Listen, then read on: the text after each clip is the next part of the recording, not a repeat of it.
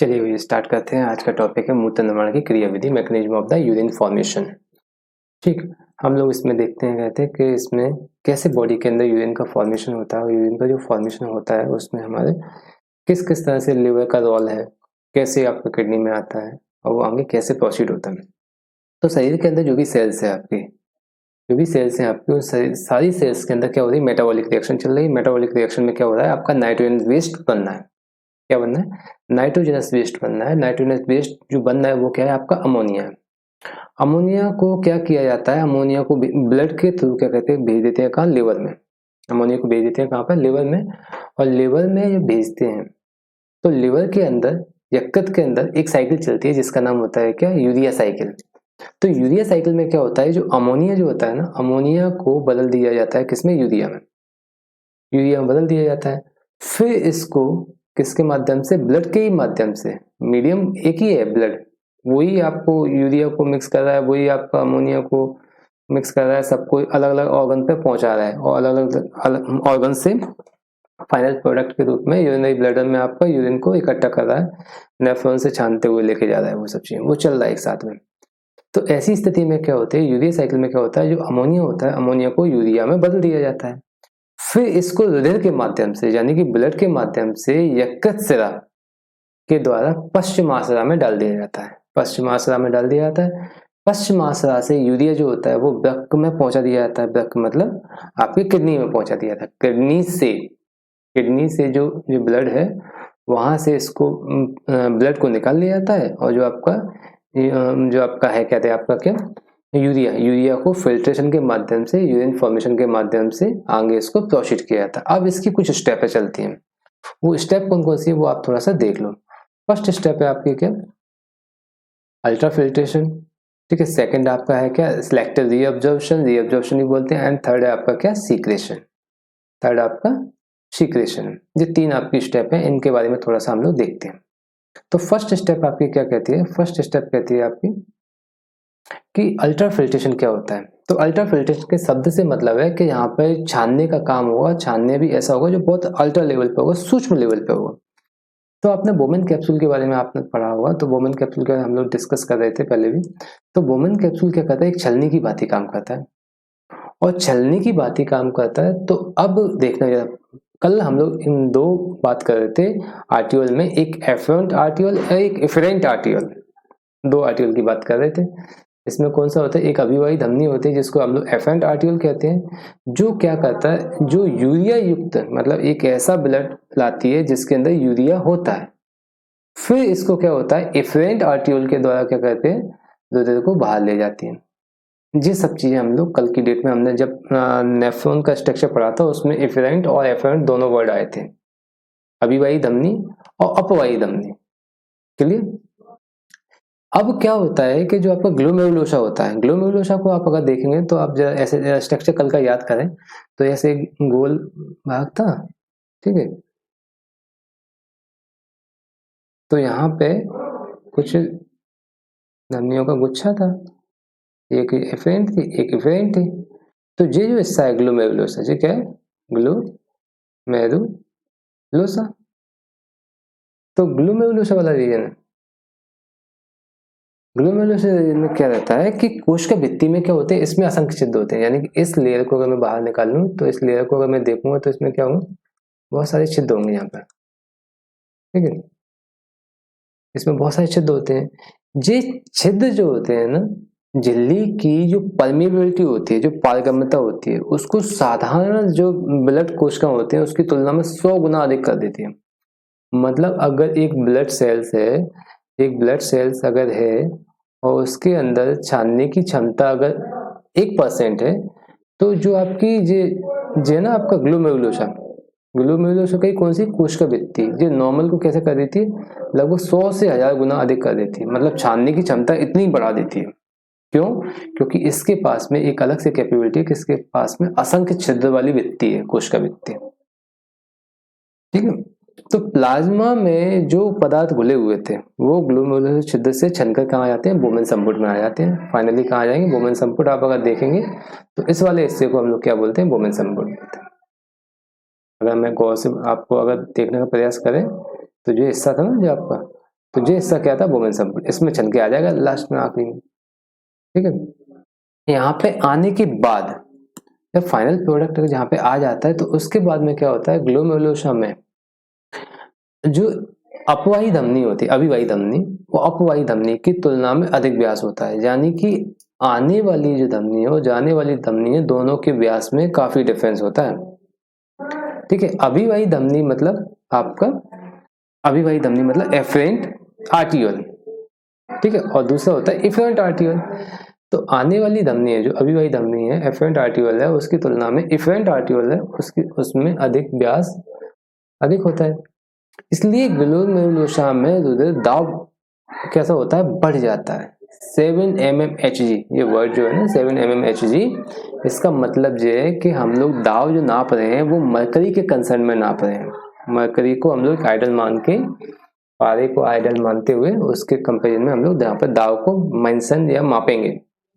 ठीक है, तो ऐसे में क्या होता है, जो केश का गुच्छ होता है, कहाँ पे, जो आपका ग्लोमेरुलोसा है उसमें केश का गुच्छ होता है, उसमें क्या होती है, WBC, RBC, हृदय कोश का जो आपका RBC होती है, कोलॉइड, ये सारी चीज नहीं छन पाती। क्यों नहीं छन पाती, इनका जो साइज होता है ना, इनका साइज बड़ा होता है इन कंपेरिजन टू जो यूरिन के अंदर क्या है, वाटर मॉलिक्यूल्स है, आपका यूरिया है प्लस आपका क्रिएटिनिन है, ऐसे है, तो उनका साइज क्या होता है, छोटा होता है in comparison to WBC, RBC और जो आपके कोलॉइड पार्टिकल्स हैं उनकी तुलना में। तो कोलॉइड पार्टिकल्स, ब्लड सेल्स हुई, प्रोटीन हुई, WBC, RBC, ये क्या होती है, छन के नहीं, किस में आती है, बोमेन कैप्सूल में आती है। तो बोमेन कैप्सूल में आने के बाद में इनको क्या किया जाता है, वापस आगे के लिए प्रोसीड कर दिया जाता है। तो अब क्या होता है, जो केश का गुच्छ होता है ना, केश के गुच्छ में बना हुआ प्लाज्मा, प्लाज्मा ग्लोमेरुलोसा निस्यंदन, जिसको हम लोग क्या बोलते हैं, ग्लोमेरुलर फिल्ट्रेशन कहलाता है, यह तरल बोमेन संपुट की गुहा में आ जाता है। सही बात है, अगर मान लो ऐसे आप समझो, जैसे आप एक स्थिति है जी, यहाँ पे कोई चीज छनी है तो इसी में तो आएगा, तो ये बोमेन संपुट में यहाँ पे इकट्ठा हो जाएगा यहाँ पे। तो वृक्कों द्वारा 1 मिनट में हृदय के द्वारा निकाले गए रक्त का 1/5 भाग, लगभग 1100 से लेकर 1200 ml को छाना जाता है। कितनी बड़ी मात्रा को छापा जाता है, लगभग 1100 से 1200 ml भाग को छाना जाता है। जो आर्ट से ब्लड आ रहा है ना, उसका लगभग 1/5 भाग, वो कितना होता है, 1100 से 1500 ml को एक बार में छाना जा रहा है। यानी कि 1 मिनट में रक्त, ये कुछ आंकड़े हैं, इनको समझना, 1 मिनट में रक्त 1100 से 1500 ml के छन्ने से जो निश्चन मतलब फिल्ट्रेशन छन्ने प्राप्त होता है, उसकी मात्रा कितनी होती है, 125 ml होती है।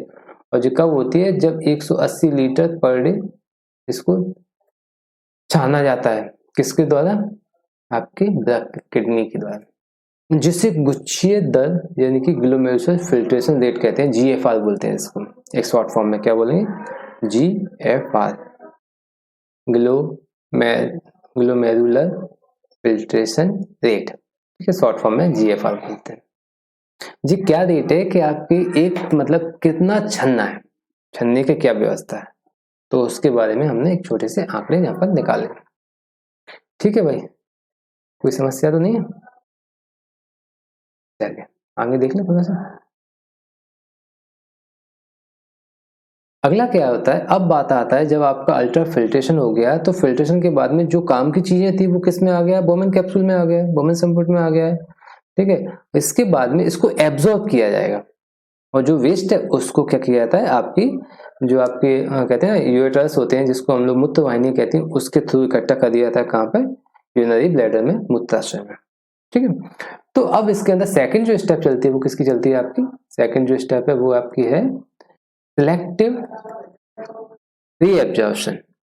मतलब अल्ट्रा फिल्ट्रेशन की क्रिया से उत्पन्न ग्लोमेरुलर फिल्ट्रेशन में यूरिया, यूरिक अम्ल एवं बसीय अम्ल, क्रिएटिनिन आदि उत्सर्जी पदार्थों के साथ में, इनके साथ में, मतलब ये वास्तव में उत्सर्जी पदार्थ हैं, ये हुआ आपका क्रिएटिनिन होगा, ये सारे उत्सर्जी पदार्थ है, इसके साथ में क्या होता है, ग्लूकोज, अमीनो अम्ल, बसीय अम्ल। ठीक है, ये सारी चीजें तो बॉडी के लिए काम की हैं। तो अब ऐसी चीजें जब किसके आ गई हैं, उसके अंदर आ गई हैं, वोमेन कैप्सूल में आ गई हैं, विटामिन भी आ जाता है साथ में, कुछ जल आ जाता है, तो इनका उपयोग लवण भी होते हैं, अन्य लवण भी हो सकते हैं जो बॉडी के लिए इंपॉर्टेंट होते हैं। तो इन सभी पदार्थों को क्या जरूरत होती है, इनको तो एब्जॉर्ब करने की जरूरत होती है, अगर ये निकल जाएंगे तो फिर तो बॉडी कहते वीक हो जाएगी कहते, तो इनको यहाँ पे एब्जॉर्ब करके कहाँ डाल दिया जाता है, ब्लड में डाल दिया जाता है। यहाँ इसको एब्जॉर्ब करेंगे और एब्जॉर्ब करने के बाद कहाँ डाल दिया है, ब्लड में भेज देंगे इसको। और जब ब्लड में जब इसको भेजेंगे तो ब्लड में भेज दिए तो फिल्ट्रेशन से जो हृदय होता है ना, उसका जल में लगभग 95% भाग छनकर आ जाता है। जो आपसे फिल्टर हुआ है ना ब्लड, उसमें लगभग जो वाटर होता है, वाटर का 95% उसमें आ जाता है। जब वाटर का 95% आ गया है तो जो तो मतलब पूरी मतलब वाटर ही निकल जाएगा बॉडी से। तो ऐसी स्थिति में क्या किया जाता है, जो यूरिन में कन्वर्ट होता है ना ब्लड, वो लगभग 0.8% होता है। कितना होता है, 0.8% मूत्र में परिवर्तित होकर बाहर निकलता है। वृक्क नलिका यानी कि नेफ्रॉन में जो भी आपके लिए इंपॉर्टेंट पदार्थ होते हैं ना, जैसे आपका अमीनो एसिड हुई, फैटी एसिड हुआ, ठीक है, इसके अलावा ग्लूकोज हुआ या विटामिन हुए, मिनरल्स हुए, उनको सबको एब्जॉर्ब कर लिया जाता है। इस एब्जॉर्ब करने को हम लोग क्या बोलते हैं, रीएब्जॉर्बेशन। इसको हम लोग क्या बोलेंगे, रीएब्जॉर्बेशन। यानी कि हम कह सकते हैं कि 180 लीटर छने हुए द्रव से पुनः अवशोषण से, रीएब्जॉर्प्शन से लगभग 1.8 लीटर आपका क्या बनता है, यूरिन। यही यूरिन आपका क्या है, मूत्र है। क्लियर, बन पाता है। अब चलो ठीक है, बन गया, तो बनने के बाद इसका सीक्रेशन भी तो होता है, इसको निकालो, आगे भेजो इसको। तो थर्ड फेज आती है, कहते हैं आपका क्या, सीक्रेशन की।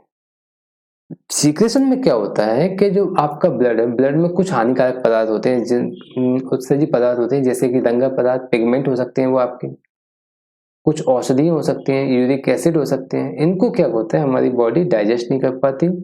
डाइजेस्ट नहीं कर पाती तो कहीं ना कहीं एक नाइट्रोजनस वेस्ट क्रिएट करते हैं, जो बॉडी के लिए पॉइजनस क्रिएट स्थिति बनाते हैं।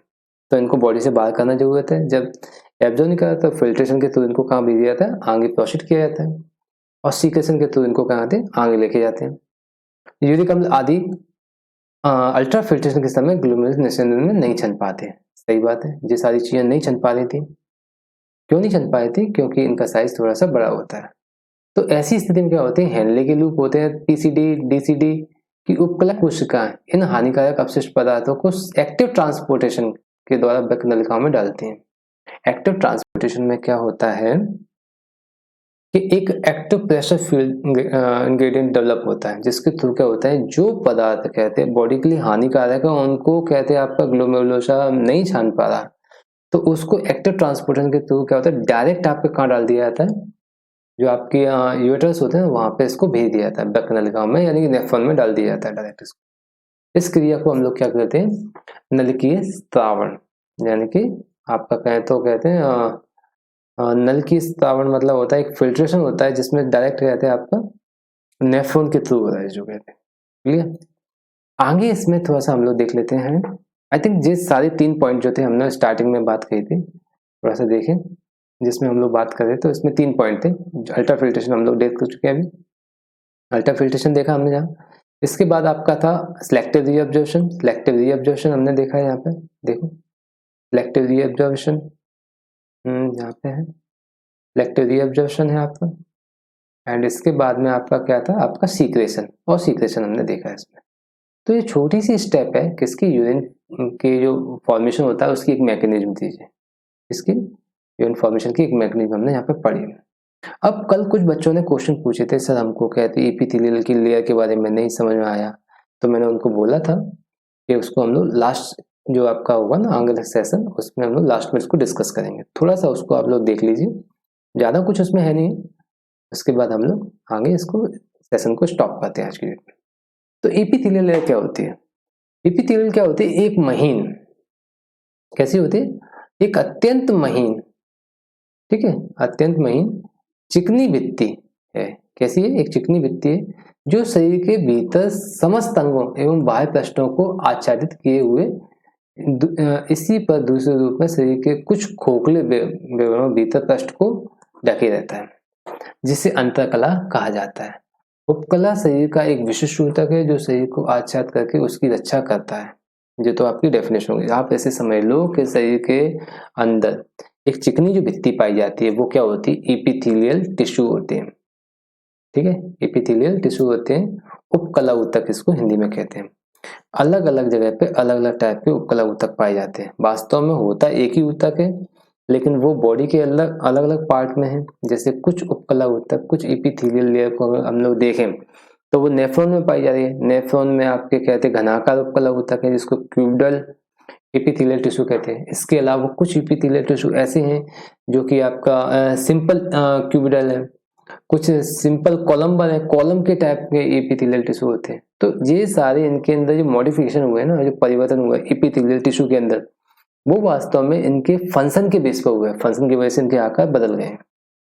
ठीक है, तो एपिथेलियल टिश्यू क्या होता है? एक पतली महीन झिल्ली होती है जो शरीर के भीतर समस्त अंगों के ऊपर एक पृष्ठ के रूप में, एक लेयर के रूप में होती है।